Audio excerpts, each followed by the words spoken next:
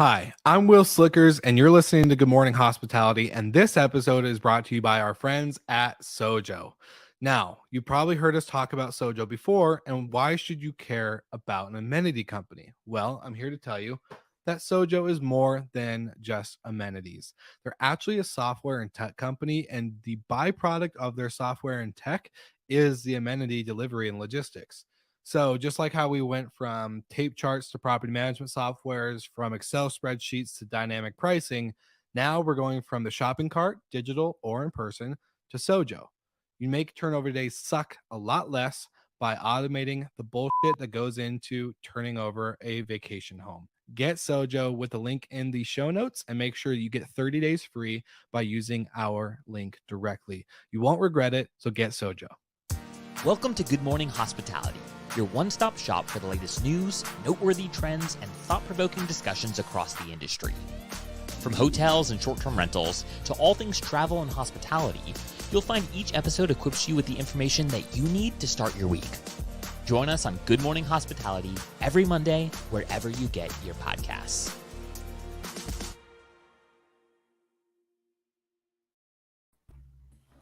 Good morning, you guys. Morning. Good morning, hospitality. I'm so sad that we're back to cameras. I really miss seeing you guys in person already. I was going to say the same thing, and I'm jealous of you Eastern Standard Time people. This is the best morning. I woke up, I got to go get some breakfast and have coffee, and it's 10 o'clock now, and I feel like I've already accomplished so much. So I know. I feel like now I can't really jealous. complain about getting ready in the morning, which I have been doing. Now that you know the truth. It feels like I only just got back, but that's also You true. did. So, Yes, you did. yeah, Yeah, there's brain tell fog today. Apologies, but my flight out of Barcelona, me and Sir Jamie Lane, our fourth co-host, was canceled, and so we got to spend an extra day in Spain, mostly at the airport. Not even in Barcelona, but It wasn't just canceled. You got on the flight. Where for were you 3 hours. redirected to? We were on the flight for 3 hours. And then they canceled it, rescheduled it for the next day at 10 a.m. And then 10 minutes later, it was at 11. And then 10 minutes later, it was at 12. And then it ended up stopping at 3:30. And I looked at Jamie and was like, nope, we're taking a different route home, buddy. I don't trust this one. Who knows if that one even took off, but we got on the 6:10, which means we woke up in the 2 o'clock hour. We were an hour away. Thanks, Delta. But yeah, I'll be on the phone with Delta today. So. Well, I had not quite as much of a adventure as you, but for anyone that was with us at Scale, I was saying that I was going to behave myself and go to bed early and not do because I had a 6 a.m. flight. And I did not. I did go from the bar, but I did go home and change and went to the airport. And so that was a real callback to some younger years. And actually the thing that was great not great in quotes, but one of the lounges in the Lisbon airport has little sleeping pods in it. So I was like, oh, this is perfect. So I did actually get to take a nap and then, slept for the 9-hour flight home. So it wasn't too bad, but the brain fog was for real. I was at my friend's baby shower the next day and I was just not present. You're brave for taking a nap in a pod at the airport after not sleeping. I would have probably never. I set a lot. I set set a lot of alarms, and then I forgot that when you fly through the States, they do another. I had to go through passport control again, and then also through another set of security at the gate. So, I was a little rushed there at the end, but we made it. Yeah, great times. I was home for 36. No, less. Yeah, day and a half before I flew out again. So I'm in Orlando. Made it back, but nothing crazy on my end. I slept the whole way home, so that was nice. Oh, we're in the same state, so close, but so far. I know it's hot and humid here, and it's about to rain, so I can't wait. Welcome to my life. Well, are you guys ready? Because okay, so to give some context for any of the listeners now or any of our live viewers, scale rentals in Barcelona, all about scaling. I think you had to have a certain amount of inventory or properties managed in order to attend, which was awesome because you knew immediately you're already talking to people in a very similar boat or situation, if not close to your similar boat and situation. But we got to have some cool experiences as a podcast with each other, and I'm like shocked that we're not like tired of each other yet. But we got to experience some really cool things. We got to meet a lot of our listeners in person, which was really surprising on it being a European conference and being like, people are like, oh, we listen to you at like 3 p.m. every day. And it's like, what? Crazy. Or not every day, every Monday. And it was just a really fun trip. So really wanted to say, I want to say thank you to Damien Sheridan and Jean Paulo, who invited us out there to put on the pod room and to record. Also to our sponsors, we had Safely, AutoHost, and Operto, who we got to do an awesome panel with. It was just a really good experience. And then I also need to say thank you to you two, not to be all sappy and whatnot, but thanks for putting up with me for being tired and sometimes a little grumpy after not getting enough food or sleep. So you really owe you guys a big one for putting up with that. It's Will was very funny. Yeah. We had a good time with Will and his first time to Spain. So Yeah, it was stories for when you see us in person. Exactly. And for the end of this episode, for the audio version, not the live version, I'm putting our blooper 3-minute elevator episode, which you would probably, if you want to know a little bit of context, we got stuck in an elevator for like 30 minutes and Michael and Mark Simpson just left us in the apartment and just chilled. We were stranded. That's not the whole story. No, and it was one of those times where speaking Spanish really did come in handy. Seriously. Without Brandy, we would have been screwed. So stay tuned to that at the end of the episode. But all right. So not to continue to ramble on, I know we want to jump into the conversation, but there's two things I want to mention. Again, without our sponsors at Sojo and TravelNet, this show would still be back a year ago where we're kind of chaotic and we had no real structure. So thankfully, we have sponsors who help us build structure around the content. So Sojo and TravelNet, they are not only two great sponsors of the show, but they are also great companies to work with. If you are a vacation rental manager or a host, you need to get with them, figure out what solution works best with you. TravelNet has not only Track as a property management software, but they have Atlas and of course Rented from a recent acquisition. And they integrate with Sojo perfectly. So if you have 50 properties or more, you can brand all of your amenities, make it super smooth, and show off so you can earn also a bit more book direct when it comes to all of that good stuff. So thank you to our sponsors, and we will make sure that you guys get everything very special with a link in the show notes. All right, guys. You want to jump into today's conversation, which I think maybe we let Brandy kick off because she was the one that orchestrated this beautiful first night dinner. I'll walk us into it. So there we go. There we go. Bring it in. Hospitality takes a lot of different forms. You've got the hyper local restaurant or hyper local hotel or hyper local operator of short-term rentals. You've got 5, 6, or as Brian Chesky calls it sometimes, the 11-star experience. And then you've got kind of the experience that you didn't know you wanted to have, and you kind of fell into it and just had an excellent experience. So on that, Brandy, if anyone knows her at least reasonably well, she is a big foodie and excellent cook. And so she picked out a restaurant for us on the first night. Brandy? Sure. So, yeah, we wanted to do something special to commemorate kind of like where the podcast has, how far the podcast has come. And so Barcelona has a lot of Michelin starred restaurants. There's, certain waves of cuisine have originated, and especially in this part of Spain.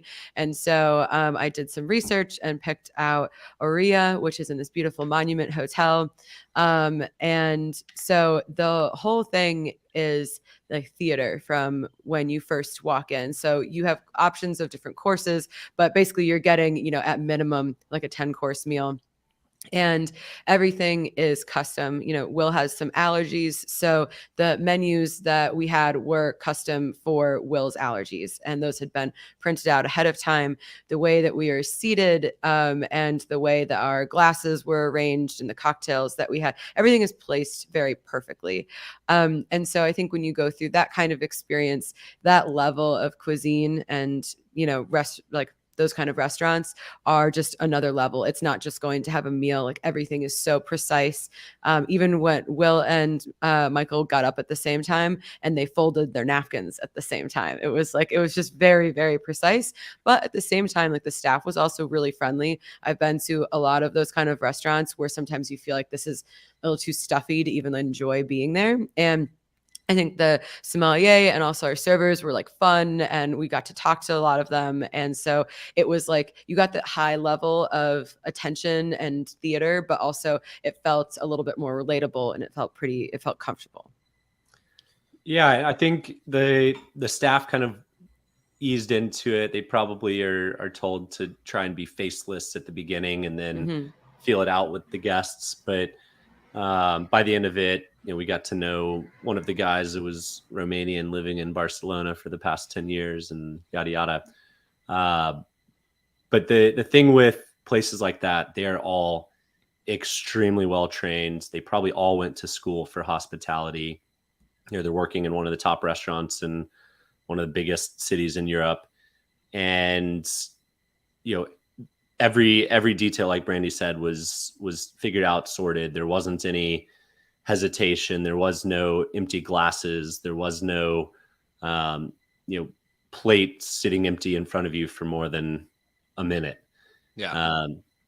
It was all highly orchestrated, very well run, and they worked as an absolute team. You know, the typical restaurant, there's one server, but these people would just like swarm to a table, do their theater, and then let you be. So there was no asking if you wanted this or that. They already knew it. It was fantastic. They anticipated what you wanted or needed, or that you didn't know you wanted or needed, and it was there. And they also were adaptable, which I thought was really interesting. So Will had this like really awesome oxtail ravioli that came instead of one of the seafood courses. And I was like, we're going to have one of those also. And so, I mean, these meals are structured very precisely. They have certain seatings, but they were like, you know, very, you know, willing to adapt. It wasn't even a question of, you know, making that change. Yeah, so I thought that was great. And also just like the knowledge that they had was great. They bring out like the wine Bible, and I think I know more about wine like the average person, but certainly not enough to go through this like very detailed book full of Spanish wine. And I think the wine we got was fantastic. The cocktails were great. Like everything about it was, you know, sometimes you can go to those restaurants and you walk away feeling like I could get $1 slice and a beer. And that was not the sentiment when we left. Yeah. Well, the profile that you gave him for the wine, I was like, yeah, like everything Brandy's saying right now sounds amazing. That's like the wine I would want. And every time I've tried to describe, like maybe I'm just a bad describer or I just don't go to dinner with the right people and we get the wrong bottle of wine or whatever. But like when we got that first sip, it was like, whoa, this is exactly how I imagined it when I heard it. So I think just like being able to take that description or being able to describe it properly so that way we can imagine it was amazing to get it and not have it be something completely different what we expected. Yeah, and I would liken that to kind of the Four Seasons or the Ritz-Carlton or the St. Regis types of properties where when you go, you do expect a standard, and sometimes expectations don't meet reality. And that's the hard part about luxury is the bar is set really high. You know that, you know, if you check into a Ritz, the bed's going to be comfortable and the sheets are going to be high quality and you're going to have plenty of towels and this and that, right? It's going to smell lovely in the lobby. I love nice hotels smells. But alternatively, the three of us and Mark Simpson were grabbing dinner before one of the evening events, and I'm with Mark. One of my favorite things to do is just wander a little bit and then go a street or two off the main road. And we landed on an excellent restaurant. Will, what was it called? El Doble. El Doble. And they did basically Asian fusion tapas. And, not to say it was the complete opposite experience of the Michelin restaurant, but it was very personable, and the owner, greeted us and told us the story of the property, and then went and walked her dog home and came back and, made sure that we had what we needed, and the food was, what we expected. And the food was amazing. I'm not gonna lie. For what I did eat, I was like, when I go back to Spain, I'm 100% going back to that restaurant. Like, it was unbelievable. It was a fantastic meal. And it basically highlights kind of the difference of what luxury short-term rentals and luxury hotels and great service short-term rentals can provide. You expect things with these luxury hotels. In short-term rentals, you don't always know what you're going to get in a new city. But when you find, if you get lucky or if you do your research, you can find those management companies or those hosts that, leave you telling their story onwards. I didn't remember the name of the restaurant, but I'd be able to remember the face of the owner, and the edamame hummus was unbelievable. So Brand, if you nail that recipe, please let me know. I know it's on my list of things to try. It was so good. Well, I think that like there's been a lot of conversation in our industry and also at this conference about operators versus individual hosts. But this, like the second restaurant we went to, like really reminded me of when you get this kind of rare experience at, a rental. And I remember in early college days, we did a accidental private room in someone's house. We thought we were getting the whole apartment, and it was in Copenhagen, me and my friend, and it was just a room in this guy's house. And we were instantly like a little on edge because like that doesn't seem great. But it turned, he had bikes for us. He like recommended this chocolate fair. He got us into a really hard to get into club to go see Nico Jar. He told us about a trance festival in an old church. Like he totally made our whole stay with like all these really personalized little touches that we wouldn't have even thought of before. So I think like, when Michael's saying like, if you go to an Amman or Ritz-Carlton or something, like there's really no room for error because you are paying so much and there's an expectation that's been set. But I kind of like when you can wander into these fun experiences. And then though, on the flip side, and this is in, short-term rentals and in restaurants, you can wander into off the path restaurant and be like, this is terrible. And so you can have a host that doesn't have all of their things together and you don't have a great experience. And I think those are the ones that like are the kind of like clickbaity news ones that we see all the time. When you're using hand towels as a bath towel. Yeah, something like that.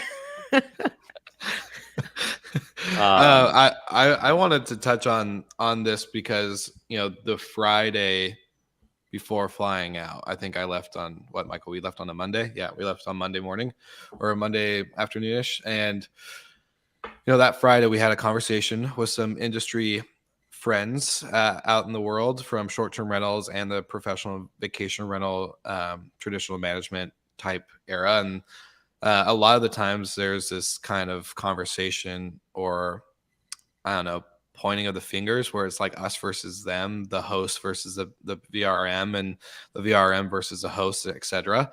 And the big thing for me was just like a takeaway of like seeing this Michelin rated restaurant version and this individual hole in the wall, and like legit hole in the wall. Like if you see our picture, we sat in a window. we sat in a window, and it was so great. It was so personal. And at the end of the day, Michael and I remember having a conversation, I think the next morning in the taxi ride to the airport, was both restaurants I would do 100% again. I think there was such a specialness to being immediately having our needs met with anticipation from the Michelin restaurant guys, then to like the relaxed comfort vibe of like the owner knew what she was doing. She knew her menu was curated specifically based off of her experiences living in Hong Kong and like all this other stuff. Like it was such a special moment that seeing that, Michelin versus independent, I think bringing it back to short-term rentals in that conversation of vacation rentals versus STR host is that they can live in harmony in a lot of great ways.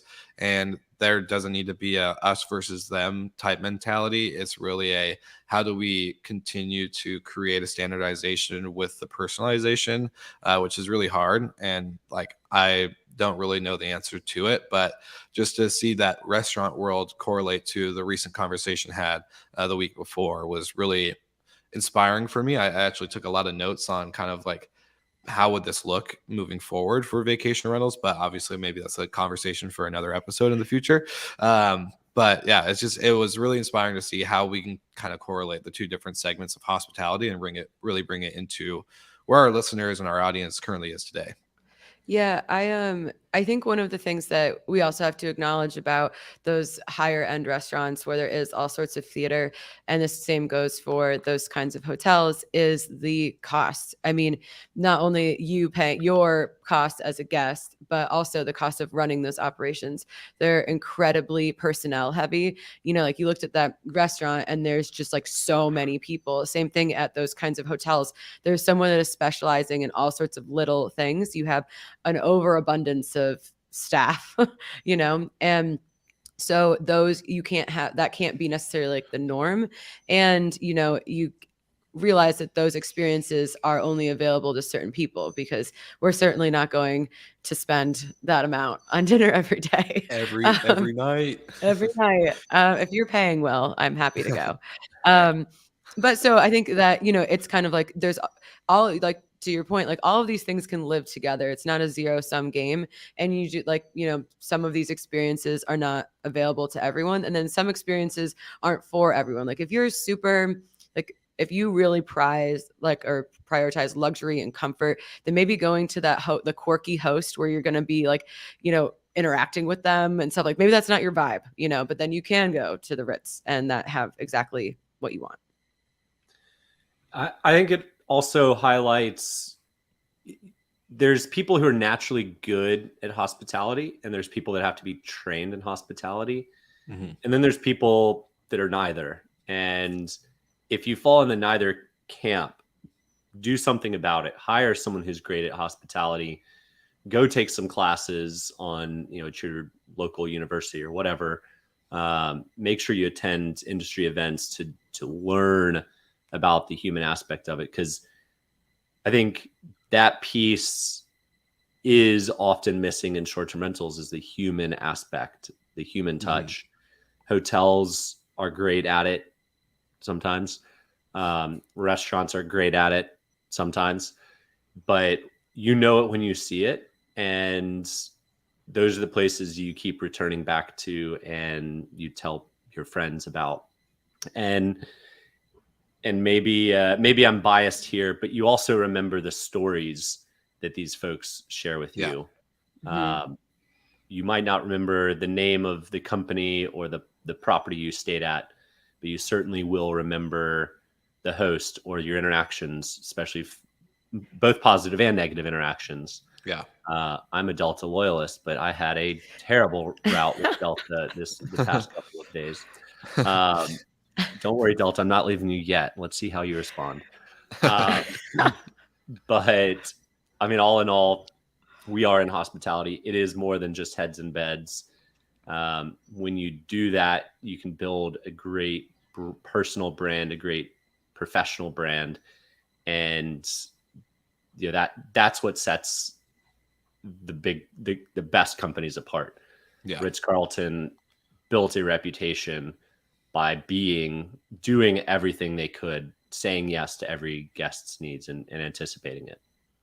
Yeah, on the flight here, I was listening, and this is the last comment I'll make on this. I know there's one other question I want to ask you guys going into scale, but on on the way here, I was listening to a book called Unreasonable Hospitality, and it's written by, I think the author's, I know his first name's Will. I don't know how to pronounce his last name. So it's written by a guy named Will, and not just a guy, but he actually worked for Danny Myers back in the day. And there was a specific chapter that I was listening to on him talking about taking over as a GM at this newest restaurant that was going to be like the fancy of fancy. It was going to set the new standard. And they had to find the chef to fit the building, and they couldn't really. Go ahead, I know Brandon. who it is. It's 11 Madison Park. Yes, exactly. That's the one. It was like I was kind of tired, so I was in and out. But he was talking about, like, you know, so many times, and especially in these well-trained fans, like these Michelin rated places, you know, some of these chefs are in this industry and getting trained, you know, since they're 14, and working their way up. So that's all they know. They don't know like the hole in the wall type experience, and having that mindset of it was always the kitchen against the front of house, and their mindset going into it is once they found the chef and he was becoming the new GM, they had a heart-to-heart kind of sit down and say, if we're going to do this, unless we go this route of joining as a team, partnering together, not being, you know, front of house versus kitchen, then we shouldn't start this relationship. And I think that was super important. Just again, kind of coming back to the conversation of short-term rentals and vacation rental hotel kind of conversation, is that I really pointing in like the partnership aspect. It's not us versus them, and that kind of mentality. And the more we focus on bringing these two worlds together, it's going to be way more beneficial for all included. That's kind of just my thought on that. But my question to you two, outside of our Michelin rated experience and our hole in the wall end of trip experience, which were both great, what was one of your favorite parts of Scale? And like out of the people that we've talked to and got to interview and got to, maybe if we attended a panel or if we were on a panel, because I know we got to do that the first day, there's so many little takeaways. I just know that there's two main ones for me, and one of them was the Michelin one, and would love to hear any kind of closing notes from you guys. Okay, sure. So I just really loved getting to meet the European operators and vendors that I normally don't get to interact with as much over here. You know, at all of the kind of North American conferences, it is a lot of the same people, obviously, like that's where we all live. So it was just really great getting to, know different people, getting to know people I've met just a little bit better. It's also funny. There's people that I'm like, do I know you, or have I just seen you on LinkedIn? And I got to actually like meet and talk to a lot of those people, and just I was, again, it sounds a little cheesy or cliche, but I just love our industry so much, and I really enjoyed all these conversations I got to have, and realizing, especially talking with different operators, that like we're all dealing with the same problems, and maybe at different levels, but this is a tough business to be in, but I'm glad that we're all in this, because I think we have some really smart and creative people, and it was just I don't know, like a real joy to get to know them better. Yeah, there is definitely a support group in the industry for one another. From a high level, it was amazing in Europe. You might be sitting next to someone with 800 units and you've never heard of them. Yeah, that person in America would be beating their chest and bragging about it a lot. So there's definitely some more humble pie in Europe than there is in the States. But I think the big takeaway for me, we had him on our micro series, Dave Cordner. The best way to brand is to put a face to the brand. Faceless brands struggle. It's harder to relate to a brand than it is to the face of the brand. And Dave has done such a great job. He's basically the ambassador to Belfast, and he's got 70 units, right? It doesn't take much for you to kind of raise your own personal bar, consistency and effort. But Dave's done a great job at that. And the takeaway from one of his talks was make sure you're adding yourself into your comms and your media and your socials, and that way not only will you recruit or attract more guests, but you do that with more property owners as well. So shout out to Dave. What's up?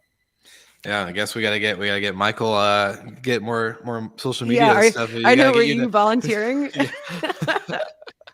Will, you're definitely the face of this podcast, so we'll let you keep holding that title. Let's become rotating faces. How about that? That'd be great. I know we're getting at we love to stick to our 30-minute timeline, and for the sake of the listeners and our audience who is very used to this 30-minute, but we've been going over the last maybe week or two. It's all good. We're just a couple minutes, but you guys ready to do a hospitality hotline before we wrap up the day? Yes, let's do it. All right, let's do a hospitality hotline. Here we go. Hey guys, love the show. This is John Sakaya from TopKey. We're an all-in-one financial operating system for vacation rental managers. We're doing a lot of hiring, so I have two questions around that theme. Question one, as you've all hired lots of people across your careers, and I'm just curious, are there any specific interview questions that you've found to be consistently helpful to possibly uncover, or indicate whether a candidate will be a top performer? Or conversely, whether they, are someone who's not right for the job. And then my second question, kind of similar to that theme, is fast forward till after an employee starts. Are there any specific warning signs you have observed within, say, that first 30, 45-day period of hiring that person that, have consistently proven to show that the candidate maybe wasn't a good fit long-term? You hear a lot of people suggest that, it's important to not wait if someone's not working out, and possibly to let them go sooner than later. It's better for all sides. So just curious if you found any indicators that have helped you maybe ascertain that better. Appreciate it. Love the show. Love what you guys are doing, and looking forward to hearing your answers. Thanks so much. Yeah, Brandy, you've been on I think probably more hiring spree than anybody else here. So I'd love you to kick it off. Sure. So I think that the questions, depending on what position you're hiring them for, but asking them to solve or like their take on like real problems that you're having, and to see like how much research have they done on your company. And so, for example, if you're hiring someone in your commercial or marketing department, like what would you fix about our website, and have them list like 5 things, because they should be able to do that, or they maybe should have already done that. Right.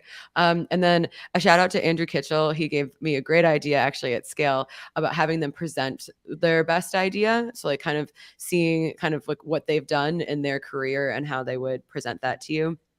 And then really for me, like personally, interviewing is my least favorite thing to do for hiring, not for podcasts. But because, people can tell you anything in a 60-minute interview. So I think that having in contracts, especially for higher level people, a 90-day, 3-month probationary period where you're like, hey, let's see like how you actually work out. Are you a good fit with our culture and our values? Do you like us? Because that can also be the thing. Like they might not like working for your company after a couple weeks, a couple months. So I think building in, whether you want it to be a month, 2 months, 3 months, whatever you want, but building in that chunk of time so that you can see how well the person actually works with you. And then if it doesn't work out, you have a nice clean out.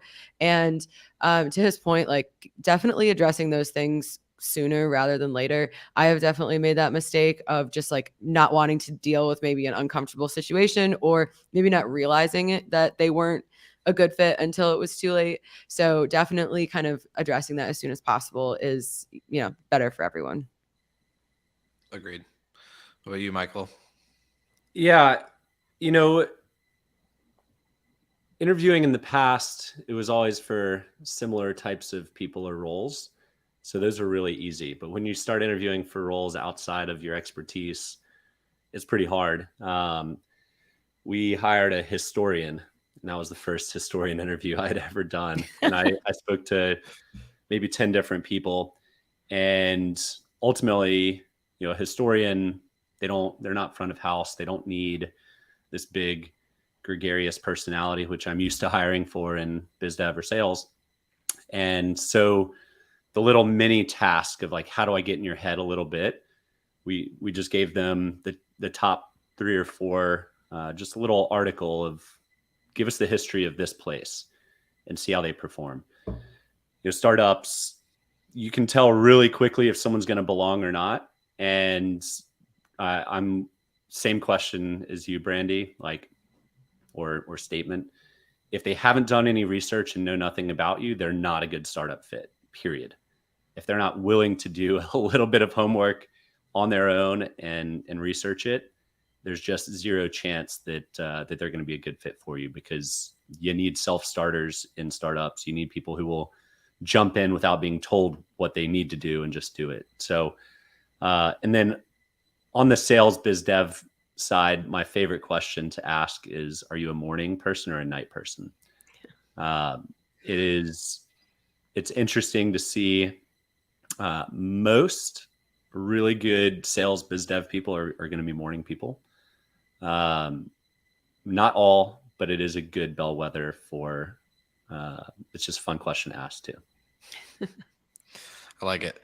For me, I would say, just to make it really short, I've hired back in the day of 2018, and I was a very much different manager and leader at the time. And I was also given the hiring guideline, basically the job description, the duties, all the stuff. And now, I was a very much different leader. So I sucked at interviewing.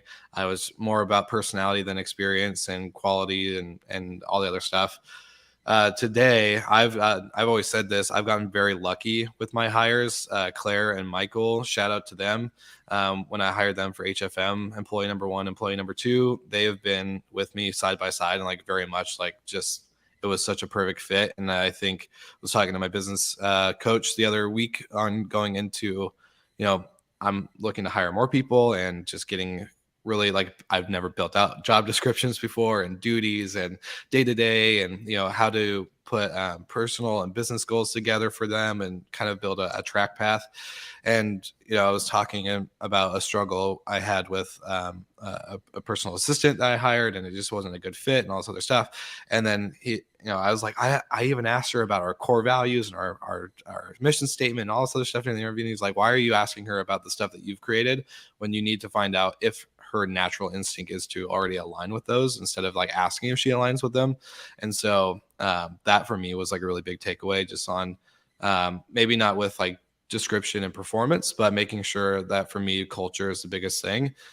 Claire, Michael, myself, and now Kelsey, who's our 4th team member, really are a tight knit clique, not clique, but community and group. So bringing everybody else into that's really important for us, and making sure that culture and quality and personality fits really, really there is super important. So obviously very different times and very different hiring phases, but yeah, it's a lot easier to do one at a time than when you're hiring 10, 15 at a time. So for sure.